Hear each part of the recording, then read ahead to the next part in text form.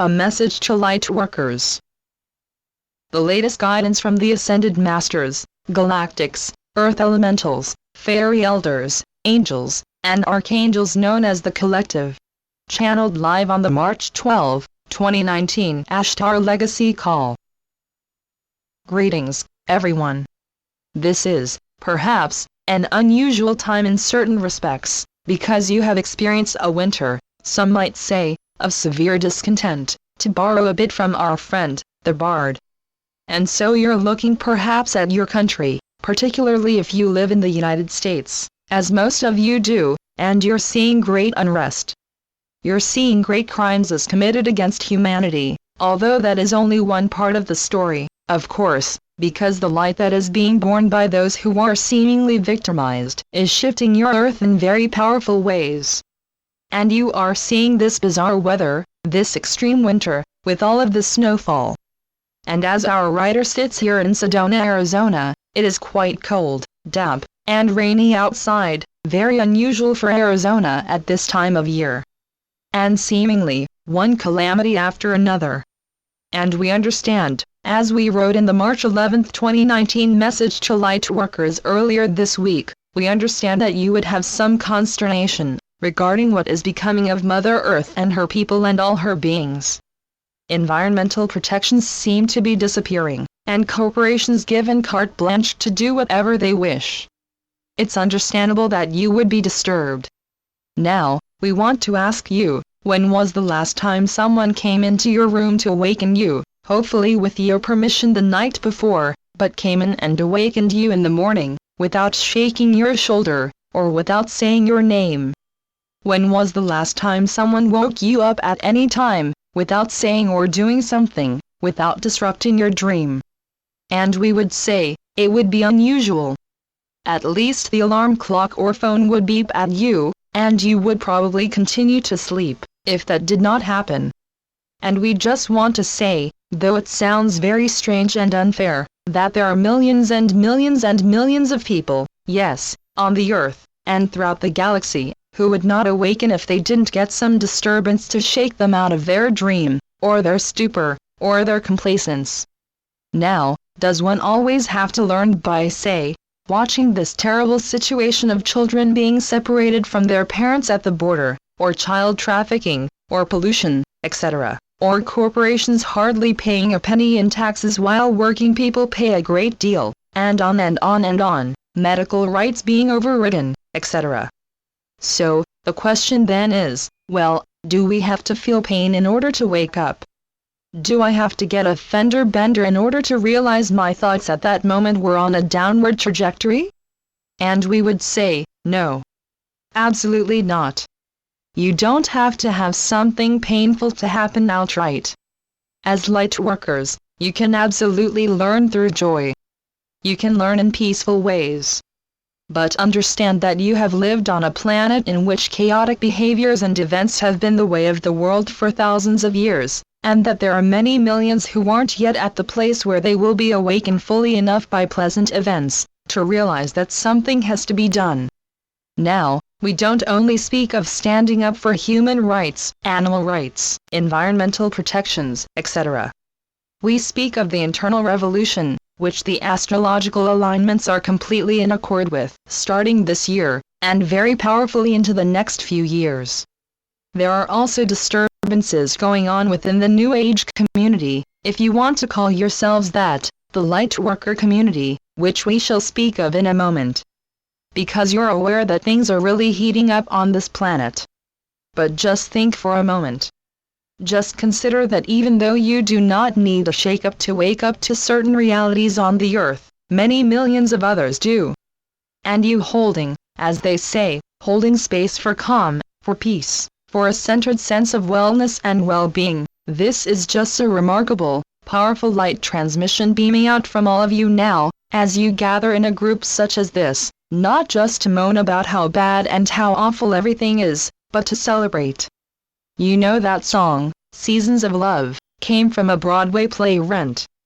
And the film upon which the story was based, was all about people dying of AIDS, artists barely surviving, people squatting in empty tenement buildings in New York City, etc. It was really, well, it wasn't built on sunshine and flowers. And yet, this tremendous song came from this fellow, the composer Jonathan Larson, who did not really even live to see the powerful success of his work. Now, you've got an astounding song within you, which all of us in the higher realms and here on earth can hear and feel and see. And we would love very much for you to realize, now is the time for that song to be sung. And we wouldn't wait until it's a sort of angst-ridden yelp or despair-ridden yelp. We wouldn't wait. You know, many a work of genius has been written in times of despair and shock and trauma. We wouldn't necessarily say that that would be a requirement. We would say, as you awaken each morning, and call back to yourselves the bits of your spirit and psyche that have been out in the universe, out flying around the galaxy and beyond, call them back. Come back in. Come back in everyone, all the bits of me, come back into my body. I need my full strength. And then what would be wonderful, is if you could say to your soul and your higher self, what is my greatest song of joy, of divine love? What is my greatest song to sing? And it may surprise you. It may come down to volunteer work in your community. It may come down to writing that book you have wanted to write over the last 20-some years. It may come down to only drink water and never eat meat again, as far as what you drink during the day and the foods you eat. Going very vegetarian, even vegan. It may come down to starting something in your community, which is a matter of, say, children getting together to sing in a chorus through love. Children who don't have the money, or their parents don't have the money, to get them involved in other organizations. It could be 1,000 different things. Or it could be a literal song or poem, or anything that you feel motivated to create. Now, we want to remind you of several things, dear ones. You are your own authority. When you have a question, please do go to your higher self and say to him or her, I need your wisdom, your counsel on this. Every morning, say to him or her, what do I need to know? Sometimes people don't hear as clearly as they would like to. They don't. In other words, receive actual words from their higher self or their spirit guide. That's all right. Say to them, look, I'm not hearing you. Download me with your wisdom and your ideas. Just send me the energy. I know the ideas will pop up into my mind in the perfect time and way. That wisdom and guidance will come up in your own thoughts. They'll have a beautiful light around them. You'll have a beautiful sense of assurance. Yes, that's what I need to do. I understand now about that. They can clue you in, as to what's going on in other people's heart minds. If you're confused about a relationship with a coworker, a friend, a loved one, etc. They can also clue you in about things that are coming up within the next few months. Even though things are happening very rapidly on the earth, they know your life chart inside and out, and they can let you know what's going on with you, in ways that you haven't quite thought of yet. You haven't quite worked it out, because all the evidence isn't in yet, as far as what you in your human form can see. You may get intuitive nudges, and we encourage you to listen to those and try them out. Don't be afraid to follow them. But really, dear ones, we're not your authority. There's no savior. There's no one authority or expert who's going to zoom in to rescue everyone, whether on a very fancy, very amazing starship, or anything else. You are the ones you have been waiting for, as the beautiful old saying goes. And we rejoice with you in that, every day. What we ask, is that you grasp that with both hands, and really celebrate it, and know you have within you the wisdom and the power of thousands of gods and goddesses, because you've all been that at one point. You just happen to be in this very vulnerable, human element at the moment. Don't be fooled by that, dear ones, please. You have thousands of years of wisdom and understanding, even millions of years of wisdom and understanding, locked away deep in the recesses of the heart, mind, and the soul. All you have to do is call upon it. All you have to do is expect it to be there, require it to be there for you. Now, we want to say, in conjunction with that whole situation about how your higher self, you, In other words, you are your own authority. You and your soul and higher self. Now, in these days, there will be many coming, saying that they are the light, and you have read this in many sacred texts. You will come across many who say, oh, if you're not following this group or this person, or listening to this guru, you're missing it. And we would say, that's fine, if you want to listen to them. Check in inwardly. How are you doing when you hear them speak or write what they've written? Are you feeling lighter? Is your energy expanding? Or has it contracted a bit? Has your light dimmed a bit? Are you having to make yourself a bit smaller, because they're criticizing something you're doing? Or are they criticizing someone else? Generally, people who are in the light won't spend a lot of time picking out the villains. They'll say, never mind them. They've got their tasks. Let them do what they need to do, but here's what you and I need to do, in my opinion. And then you jump in and say, well, alright, what about this, or what about that? And everyone gets a say. But it isn't so much a question of, if you're listening to this, if you're following this, you're completely mad, I'm the only one who's got it right. So just be aware, dear ones. Check in the heart space, in the gut, in the body. Try the muscle testing, which we very much encourage. There are different forms. Some people prefer the pendulum, etc. But just ask yourself, say the right hand holds the answer yes, and the left hand holds the answer no.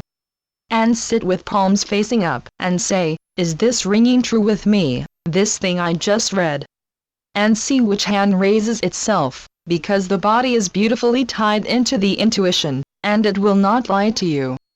So we ask you, dear ones, and some of these are very tough tasks in these days, which is, as we were saying in our message to Lightworkers a few days ago, please do not stare at the ugliness, and feel that defines the era you are in, or defines where you are in your life, or defines Earth life.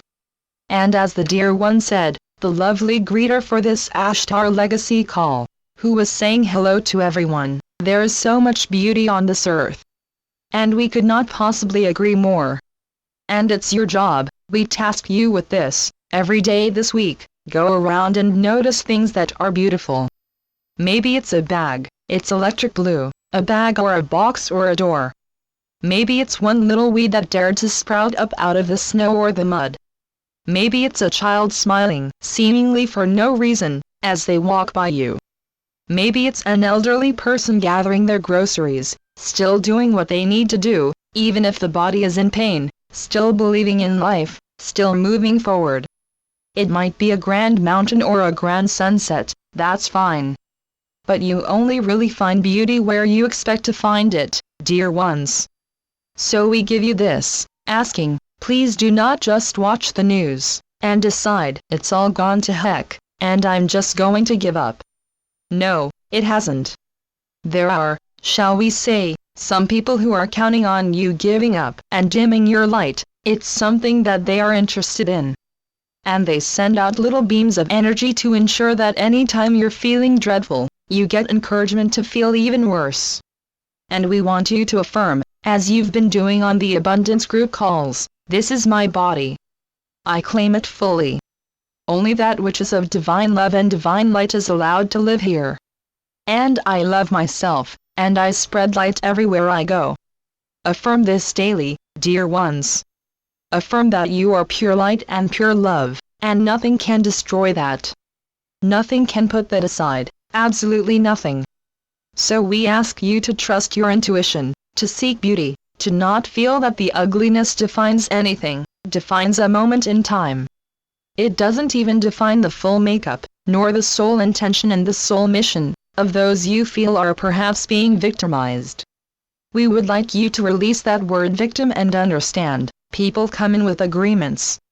They want to experience life in particular terms and, all of us, despite our preference for joy in experience, and all of you, must allow that freedom, allow them that path.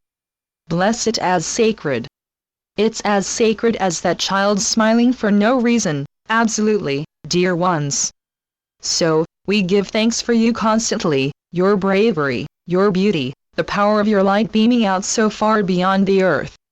It's actually creating new pathways, sort of like when new neural pathways are formed in the brain. Your light is creating new pathways for a higher light to come into the planet, cleanse the planet of toxicity, lessen the effects of painful history, lift the human consciousness, lift all plant life, animal life, air and water, in terms of their purity, and reminds you over and over how powerful you are. Now, those neural pathways, lines of light being sent out from all of you now, also make it far easier for your galactic and etheric friends and family to flow in on much more easily. You're going to hear them more easily. You're going to see them more easily, sense their presence more easily, and know their love far more easily. Now, we are getting a sort of group message from your twin flames. So we're just going to listen. Just one moment. So what they're saying is, you're all doing an absolutely outstanding job. They would like you to remember that they're there, your beloveds, your true mate, your true highest form of soulmate. This is the other half of your soul in a sense, the other part of that flame. And they're saying, call on us, if you need encouragement, if you feel you need a hug, if you feel you need a beautiful surprise for the end of the day, or the end of the week.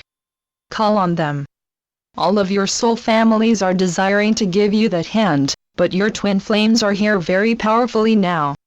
So we're going to ask them to send a transmission of light and love and encouragement to all of you now, on a heart level.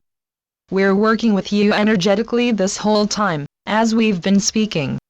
We've been working with you, working with your higher selves, that you see more of your life's path in more joyful, lively ways, less of the I've got that bill to pay sort of pressure, more of the, well, everything just always works out perfectly for me sort of thought and feeling. So we're going to just flow all of that to you, dear ones, and beloveds likewise, and twin flames flowing that to you. Wonderful. We see a lot of you setting down heavy sacks, heavy burdens, one might say. They're just disappearing, as you let go of them. You're standing up straighter, arms out, palms up, receiving this beautiful transmission of light. We've been joined by the soul, the spirit of the gentleman Jonathan Larson who wrote Seasons of Love. Welcome, dear one. And he's thanking Lightworkers for sending so much light, that he was able to transfer his energies, to transition safely and happily to the higher realms, because his energies were very low when he left the earth. You have no idea of the miracles that you are creating every day, which we know aren't really miracles. They're just natural outcomes of how beautiful and astounding you are. So we send our love, dear ones, and this energy work we're doing now will continue with you as long as you wish. Call on any of us. We are multitudes of angels, archangels, ascended masters, fairy elders, and certainly your galactic family members. And those earth elementals who are, one might say, the spirits, the personified aspects of earth, air, wind, fire, etc. And we are constantly with you. There's no reason to feel, oh, I'm spiraling down again in my thoughts and feelings. Bless and thank those feelings, for whatever message they carry. Hug the child who has suddenly walked into the room because he or she needs that love, that little one whom you used to be, and say, it's all right, absolutely all right. I'll keep us safe. And so we're sending light to all of your child selves in past lives as well. A lot is crowding forward now to be healed. So a big task, yes. But we would say, for most of you, this is your last go-round in the third dimension. Understandable, not the easiest place to spend one's time. And yet, the adventure, absolutely astounding. So we send all our love, dear ones. Namaste. Channeled by Caroline Oceana Ryan.